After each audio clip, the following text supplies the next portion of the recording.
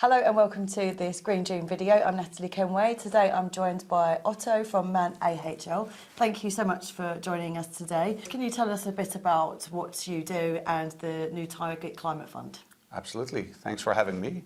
The Target Climate Fund is a fund where we have a climate focus. So we pick securities that are aligned with a transition to a low carbon economy. It's also a fund where we care a lot about the returns we generate. So we trade the different asset classes that may perform in different economic environments. And we apply portfolio construction and risk management techniques in order to get a more balanced return stream. Okay, so tell us about how the fund works. It's a systematic process, I understand. Yeah. So what exactly does that do? It's a systematic program in a sense that it's all rules-based. On a day-to-day basis, we apply the rules we came up with. It trades across asset classes. It trades single-name stocks, corporate bonds, including many green bonds, government bonds, as well as commodities. So we trade 4 asset classes in a risk-controlled manner, and within each of those asset classes, we pick the securities we deem climate-focused. Okay, and what's the criteria? What exactly are you looking for? In order to be deemed climate-focused, we pull a lot of data. We onboard the data, we clean the data, we digest the data, process the data, and based on all of these data sources on emissions and on social matters and all kind of different ESG metrics, based on all that data, we select the securities that we think are sustainable, and they are also sustainable from a regulatory point of view. We're an Article 9 fund, and there are very strict rules for that. Mm-hmm. And why did you think that there was a gap in the market for this type of product? Where do you think it would sit in client portfolios? There's a big demand for climate-focused funds. Mm-hmm. People really want to do something about the climate issue, and they're looking to invest in a way that is aligned with that desire, as well as still get the good returns.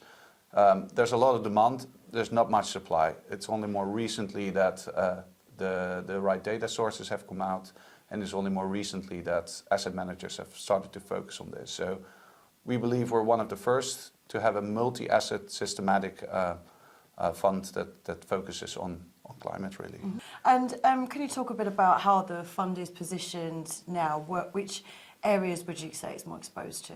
A key feature of the fund is that it has active risk management. So we trade the asset classes I mentioned. We have active risk management around it.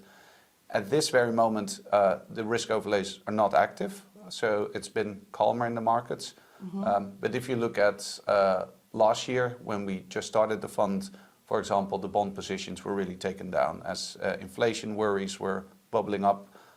Bond prices tended to go down, and we risk controlled those positions. Do you have an approach to engagement with the companies that are invested in the portfolio? Absolutely. First of all, we mainly hold securities that we deem good in some sense, so there's less need to engage with the management of the companies for which we hold the stock or the corporate bond. But still, we do try to use our vote wisely. We typically aggregate this up across Man Group, so not just AHL or this Target Climate Program. Mm-hmm. We have a dedicated team doing this. They have particularly focused on issues around climate, around emissions, human rights as well. So it's really use the voting you get across all of Man Group, aggregated up, and then try to influence company management. And what would you say is your outlook for sustainable investing as a whole? As mentioned, I think there's a big demand for it. I think there's not that many funds yet that have a multi-asset approach, which we believe is a sensible approach if you care about the returns as well. If you want a balanced return, you want to hold different asset classes that perform in different times.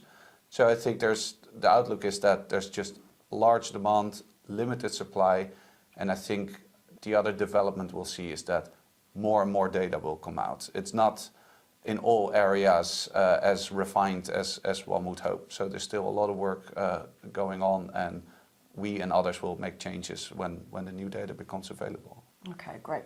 And something we always end these video interviews with is to ask you about your personal contribution to a low carbon world. What do you do? What is there a particular food or drink or activity? I'm Dutch, so I like to bike around. And I also, when I bring my kids to places, I usually bike in a big cargo bike. I go across the streets.